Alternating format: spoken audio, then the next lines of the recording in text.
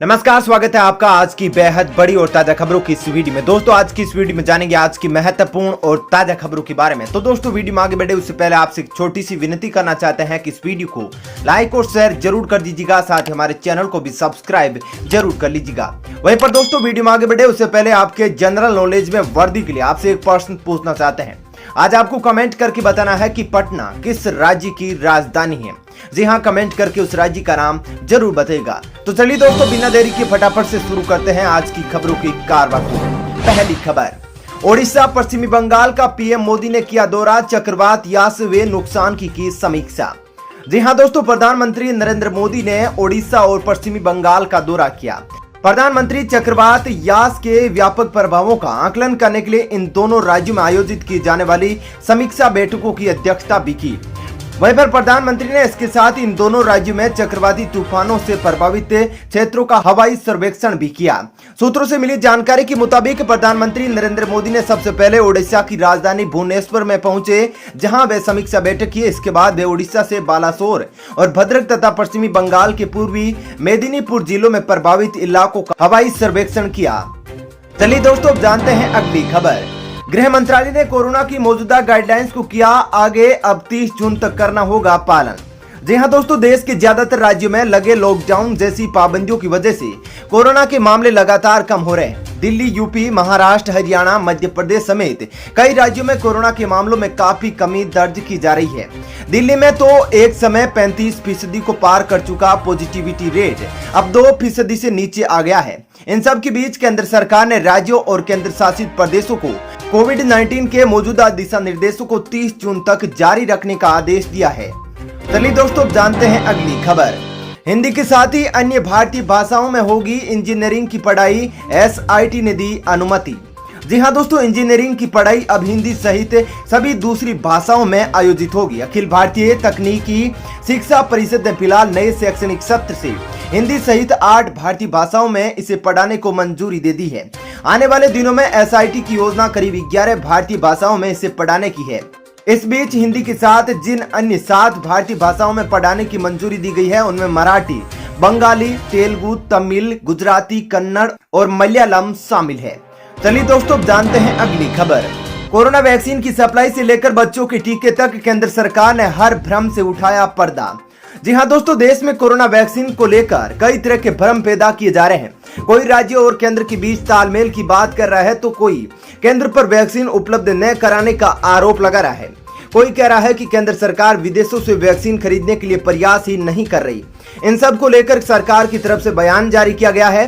सरकार की तरफ से कहा गया है कि आधे सच और झूठ फैलाए जाने वाले गलत बयानों के चलते आम इंसान के दिमाग में भ्रम पैदा हुए हैं।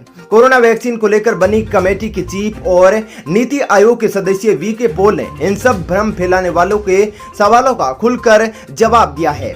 चलिए दोस्तों, जानते हैं अगली खबर। देश में बंद हो गई आधार कार्ड से जुड़ी यह सेवा, यूआईडीएआई ने दी सूचना। जी हाँ दोस्तों, यूआईडीएआई ने अब आधार से जुड़ी एक सर्विस को बंद कर दिया है। दरअसल पहले आधार कार्ड खो जाने या फिर कट फट जाने पर आप यूआईडीएआई की वेबसाइट पर जाकर नए आधार कार्ड के लिए रीप्रिंट का ऑर्डर देकर अपना रजिस्टर्ड पते पर मंगवा सकते थे। इसके लिए आपको 50 रुपए का शुल्क भी देना होता था, लेकिन अब ऐसा नहीं हो सकेगा क्योंकि यह सर्विस अब यूआईडीएआई ने बंद कर दी है। दरअसल यूआईडीएआई ने अब आधार कार्ड को पीवीसी फॉर्मेट में बना रहा है, जिसका साइज एक डेबिट कार्ड जितना होता है, जो पहले के कार्ड के मुकाबले आसानी से अपनी पॉकेट या फिर वॉलेट में आप रख सकते हैं। चलिए दोस्तों, जानते हैं अगली खबर। ब्लैक फंगस को लेकर दिल्ली सरकार ने जारी किए नए नियम, जानिए क्या बोली बातें। जी हाँ दोस्तों, राष्ट्रीय राजधानी में ब्लैक फंगस के बढ़ते मामलों की पृष्ठभूमि में दिल्ली के उपराज्यपाल अनिल बैजल ने शहर में इस जानलेवा संक्रमण के रोकथाम के लिए महामारी कानून के तहत नियम बनाए हैं। सरकार ने इस संबंध में बृहस्पतिवार को एक अधिसूचना भी जारी की है। दिल्ली महामारी म्यूकरमाइकोसिस नियम 2021 प्रकाशन की तारीख से 1 साल के लिए वैध रहेगा। इसमें कहा गया है कि सभी स्वास्थ्य सुविधाएं निजी राष्ट्रीय राजधानी में ब्लैक फंगस के संदिग्ध या पुष्ट सभी मामलों की जानकारी शहर के स्वास्थ्य विभाग को देगी। चलिए दोस्तों, जानते हैं अगली खबर। आईआईटी मंडी में शोधकर्ताओं को मिली बड़ी सफलता, कोरोना वायरस में प्रोटीन की संरचना का पता लगाया। जी हाँ दोस्तों, भारतीय प्रौद्योगिकी संस्थान मंडी के रिसर्चर्स ने कोरोना वायरस के महत्वपूर्ण प्रोटीन की संरचना का पता लगाया है। कोरोना की प्रोटीन पर हुआ यह शोध कोविड-19 के इलाज के लिए दवाओं के विकास में तेजी लाने में मदद कर सकता है। आईआईटी मंडी के शोधकर्ताओं ने दावा किया है कि उन्होंने SARS-CoV-2 के प्रमुख प्रोटीनों में से एक की संरचना को समझ लिया है जो संक्रमण का कारण बनता है।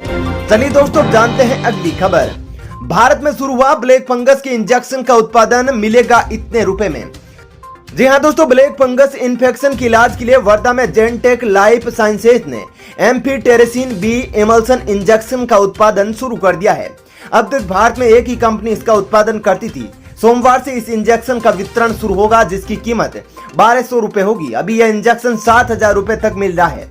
इस पूरे प्रोजेक्ट में केंद्रीय मंत्री नितिन गडकरी मदद कर रहे थे। इससे पहले कंपनी रेमडेसिविर इंजेक्शन का भी उत्पादन शुरू कर चुकी है। चलिए दोस्तों जानते हैं अगली खबर। आंध्र प्रदेश सरकार का कोरोना वायरस के बच्चों के लिए बड़ा ऑफर करेगी इतनी सहायता। जी हां दोस्तों, आंध्र प्रदेश के मुख्यमंत्री वाईएस जगन मोहन रेड्डी ने गुरुवार को कोविड-19 के कारण अपने माता पिता को खो देने वाले बच्चों को सहायता के रूप में 10 लाख रुपए की अनुग्रह राशि देने की घोषणा की है। मुख्यमंत्री कार्यालय ने एक बयान में बताया कि इस योजना का लाभ केवल 18 साल से कम उम्र के बच्चे उठा सकते हैं जिनका परिवार गरीबी रेखा से नीचे आता है। चलिए दोस्तों जानते हैं अगली खबर। सोशल मीडिया प्लेटफॉर्म्स के साथ ही आपके फोन कॉल पर रहेगी अब सरकार की नजर। जानिए इससे संबंधित वायरल मैसेज की सच्चाई। जी हां दोस्तों, केंद्र ने गुरुवार को कहा कि उसने लोगों से सोशल मीडिया पोस्ट या फोन कॉल पर नजर रखने के अधिकार वाले कोई नए नियम नहीं बने हैं। सोशल मीडिया संबंधी नए नियमों को लेकर सरकार और ट्विटर के बीच चल रही तनातनी व दिल्ली पुलिस के ट्विटर इंडिया के दफ्तर पहुंचने के बीच यह बयान आया है। पीआईबी फैक्ट चेक ने ट्विटर पर एक पोस्ट में लिखा, एक वायरल संदेश में दावा किया जा रहा है कि भारत सरकार नए संचार नियमों के तहत अब सोशल मीडिया और फोन कॉल पर निगरानी रखेगी। यह दावा बिल्कुल फर्जी है। चलिए दोस्तों जानते हैं अगली खबर। क्या कोरोना की वैक्सीन दवाएं होगी टैक्स फ्री? आज जीएसटी काउंसिल की बैठक पर रहेगी नजर। जी हां दोस्तों, कोरोना के इलाज में जरूरी दवाओं, उत्पादों, उपकरणों और वैक्सीन पर सरकार जीएसटी हटा सकती है। कई राज्यों ने केंद्र सरकार से यह मांग की है। जीएसटी हटाने या कम करने को लेकर फैसला आज होने वाली जीएसटी काउंसिल की बैठक में लिया जा सकता है। इस बैठक की अध्यक्षता वित्त मंत्री निर्मला सीतारमण करेगी। 7 महीने के लंबे इंतजार के बाद आज जीएसटी काउंसिल की 43वीं बैठक होनी है। राज्य में जीएसटी काउंसिल की 43वीं बैठक बुलाने पर खुशी जताई गई है। चलिए दोस्तों जानते हैं अगली खबर। कोरोना काल में पत्रकारों की मौत पर सरकार ने उठाया बड़ा कदम, करेगी यह सहायता। जी हां दोस्तों, केंद्र सरकार ने कोरोना से जान गंवाने वाले 26 और पत्रकारों के परिवारों को वित्तीय सहायता दिए जाने के प्रस्ताव को गुरुवार को मंजूरी दे दी। सरकार ने एक बयान में कहा कि सूचना और प्रसारण मंत्रालय की पत्रकार कल्याण योजना के तहत इन पत्रकारों के परिजनों को 5-5 लाख रुपए की आर्थिक सहायता दी जाएगी। मंत्रालय ने कहा कि सरकार ने साल 2020 में 41 पत्रकारों के परिवारों को इस तरह की सहायता दी थी, तो इस तरह इस साल यह संख्या 67 हो गई है। चलिए दोस्तों जानते हैं अगली खबर। फेसबुक ने बदली अपनी नीति, अब इस प्रकार की पोस्ट को नहीं हटाएगा फेसबुक। जी हां दोस्तों, सोशल मीडिया पर हर रोज करोड़ों पोस्ट होते हैं जिनमें से कुछ फर्जी होते हैं और कुछ सच भी होते हैं। सोशल मीडिया कंपनियों के लिए फर्जी पोस्ट हटाना एक बहुत ही मुश्किल काम होता है। हालांकि फेसबुक, ट्विटर और गूगल जैसी कंपनियों ने इसके लिए कुछ टूल और तैयार किए हैं। फेसबुक पर ऐसे कई पोस्ट पड़े हैं जिनमें यह दावा किया गया है कि कोरोना वायरस लैब में ही तैयार हुआ है। पहले फेसबुक ऐसे पोस्ट को डिलीट करता था, लेकिन अब फेसबुक ने अपनी पॉलिसी बदल ली है और ऐसे पोस्ट को हटाने से मना कर दिया है जिसमें दावा किया जा रहा है कि कोरोना वायरस मानव निर्मित है। चलिए दोस्तों जानते हैं अगली खबर। भगोड़े मेहुल चोकसी को सीधे भारत को सौंपे डोमिनिका, एंटीगुआ एंड बारबुडा के पीएम ने दिया निर्देश। जी हां दोस्तों, भगोड़ा हीरा कारोबारी मेहुल चोकसी के मामले में कैरेबियाई द्वीप देशों की सरकारों के लिए असहज स्थिति उत्पन्न कर दी गई है। एंटीगुआ और बारबुडा ने अपने पड़ोसी देश डोमिनिका को चोकसी को सीधे भारत भेजने को कहा है, वहीं डोमिनिका उसे एंटीगुआ भेजने पर विचार कर रहा है। भारत में सूत्रों ने बृहस्पतिवार को बताया कि सरकार चोकसी को वापस लाने के लिए लगातार प्रयास कर रही है। पंजाब नेशनल बैंक से 13,500 करोड़ रुपए के कर्ज धोखाधड़ी मामले में चोकसी वांछित है और रविवार को एंटीगुआ और बारबुडा में से वह रहस्यमयी परिस्थितियों में लापता हो गया। बाद में उसे अवैध तौर पर प्रवेश करने के लिए डोमिनिका में हिरासत में लिया गया। चलिए दोस्तों, फिलहाल इस वीडियो में इतना ही। ऐसी ही खबरें देखते रहने के लिए आप हमारे चैनल को सब्सक्राइब कर लीजिएगा। साथ ही इस वीडियो को लाइक और शेयर भी जरूर कीजिएगा। धन्यवाद।